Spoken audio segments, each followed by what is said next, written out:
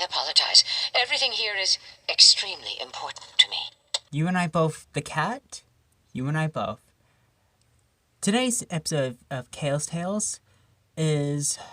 I'd like to bring on a series, animated series, overlooked and underrated. That is Infinity Train.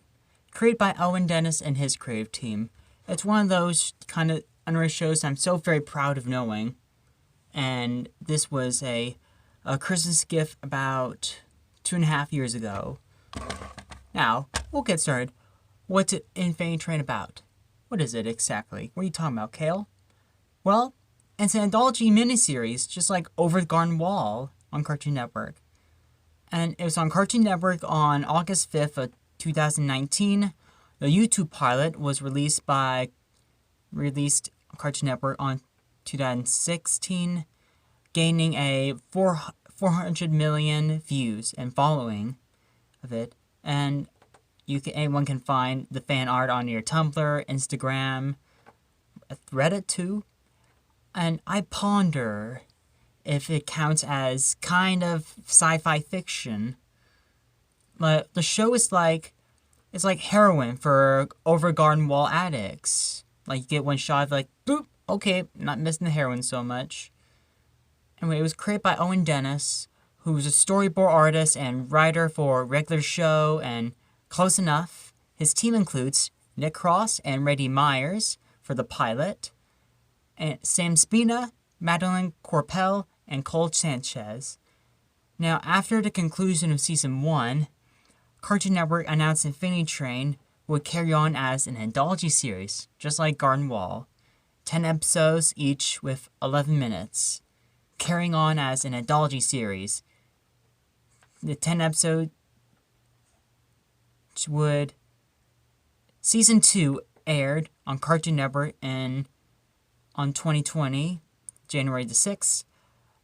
Season 3 aired on the stream service, HBO Max. At the time, it's called Max now, on August 13th, 2020.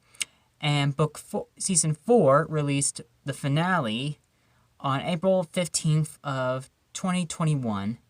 The series has human characters from our world trapped on a giant magical train in an alternate pocket dimension, with every train car having a different universe, big and small, and all with talking animals or objects as denizens, residents. They're called denizens on the train. And there is the jungle car, the ball pit car, the turtle car, the Mediterranean Republic car, mall car, the cat's car, the West car. In the top 10 though, too much pressure. Surrounding the location of the train is a wasteland desert with monsters out there, and they look like dog roach monsters. Every passenger is required to learn a lesson of whatever problem they have in order to go home.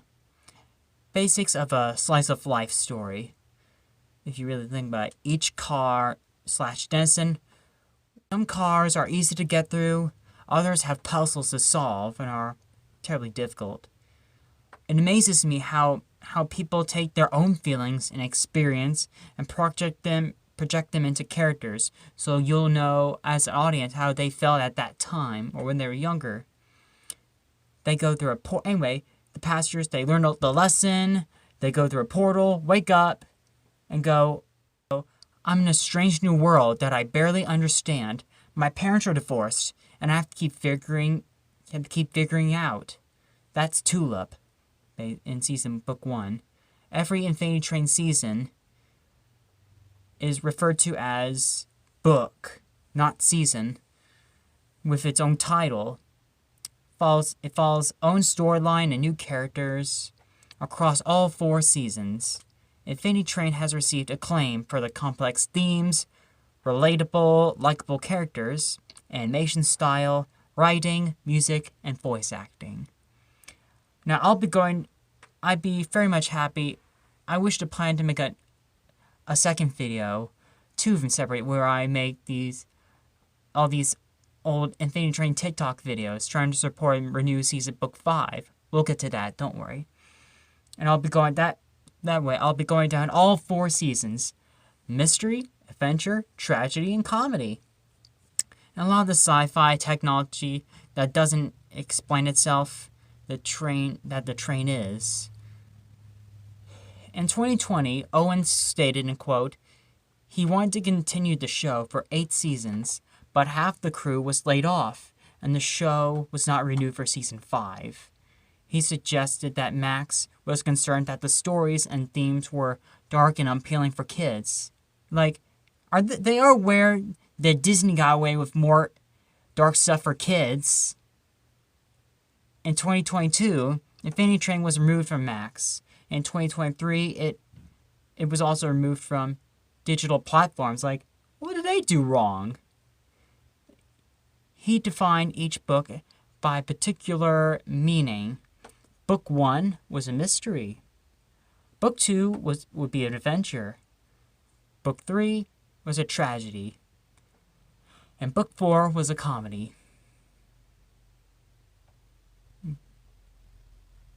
Book 5 would have been grief. Book 6 about guilt. Book 7 revenge. Book 8 acceptance. Now real quick, the background designs and paintings for the grid card episode are just marvelous to look. Now designs, credit to Eric Keynes, Alan Esmalian, Grace Cum, and Allison Kim. Painted by Jill Daniels, Tom Borowski, Anush Shaningan, and Melissa King. Special applause to the painters there. Absolutely proud of your hard work there. I guess I'll probably explain the story. Book 1 starts off as a young Tulip, a tween or young teenager. She is very much sad about, has mixed emotions. She's going through her parents' separation turned divorce, and she runs away from home trying to go to her game design camp that's in Wisconsin. So she gets through a portal on the train, wakes up, she meets up with 1-1. How do a best way to describe Infinity Train to you guys? I want to say it looks like this. It's kind of same theme as Alice in Wonderland and The Wizard of Oz, really. Dorothy and the Wizard of Oz. It's about a young girl who runs away from home, or leaves home, and she's transported to this magical, crazy world that she doesn't understand. And she's trying to understand and take note of everything that's going on around her. And there's luckily she has the helpful friends to help her along the way. And that's kind of like this theme. Tulip is like the Alice or the Dorothy. She's the observer and reacting to all the odd things going on. And some of the characters are either helpful or threatening. Very threatening.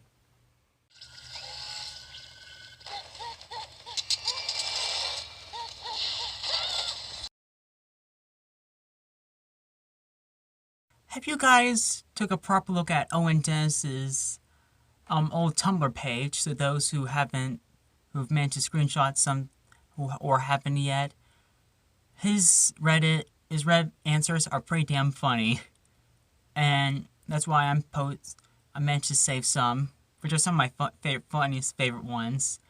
Cause with Infinity Train, he believed that not everything is for kids. When he was growing up, he'd like, no, that's not okay. That's not for you. No matter what music it is. And how can you say you can't love that? We're all young. Back in the 70s and 80s. Let's see. When you watched Jaws, that was PG. When you watched Bad News Bears, that was PG. Where's it rated R? Anyway, what I mean is, everything can be for everybody. And he made a good point. Why society pushes particular thought in our brain. Anyone, no matter age, race, and gender, they can love whatever they love. And that's exactly why I'm talking about this to you guys, because I love this show. It's my Game of Thrones. One of the producers, let's say, oh, so it'll be like nothing ever happened. No. Wait, huh? No, when you give out time, it has passed. So, she's been missing for months? Oh yeah, very much. Oh, and head drop. I would love to see a reaction on his face there. Yeah, and it's amazing how they even got, like, J.K. Sims to voice the pig baby. Long story for next video. I feel like, to me, it's like a match between Alice in Wonderland, Wizard of Oz, Portal 2. The robot kind of reminds me of Wheatley from Portal 2 a bit. That neat to you? And a little bit. I know and Dennis say, who voiced Sad One, who's one one character. He said that he's most based on, he's doing an Alan Rickman impression from that robot from Hitchhiker's Guide to the Galaxy that I recently watched, and I feel like he's based more on that robot than, I always thought he was more of Wheat, but it probably is a bit. Watch Portal 2 and you'll know, like, now where exactly can you watch Infame Train? Well, this best source. Some of its great merchandise is on Etsy, eBay. I got this from eBay, one of my prized possessions, and because I knew I could not trust streaming service. Like, you have failed me. That's why I'm old school. I prefer DVDs more. They are my streaming service, big time. They are my Netflix. Now, anyway, to get back to subject, I do recommend if it's more that, like, it takes place in a fantasy world. There's always, like, beautiful music. I'll tell you how I first found out. I'm a little bit fuzzy on details a bit, but I do remember getting on DVD and falling in love with book 1 or season 1. And for about a year, I kind of forgot about it for a bit. And there was a trailer for book 3 on HBO Max. Wait, who are they? Like, oh wait, this is the same show I watched. Oh shit. It's an anthology series. New characters, but in the same world.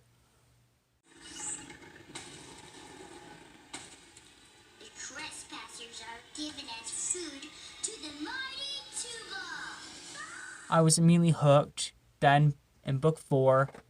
If you want to know more about the timeline, I recommend Channel Frederator channel. He explained the full timeline in 17 minutes. The link is in the description if you'd like to give Channel Frederator a try.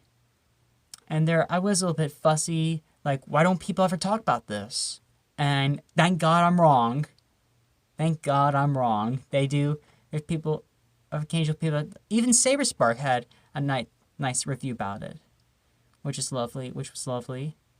And so heads up to everybody. I'm amazed, terribly fascinated to give, the reviewing in our shot.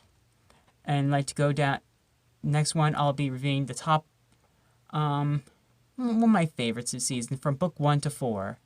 And I hope you all enjoy this nice little video. And please feel free to support Owen Dennis and his work, his crew member team, and love and support the show. If you'd like to give it a try, really. Anyway, thank you. Sincerely, your conductor.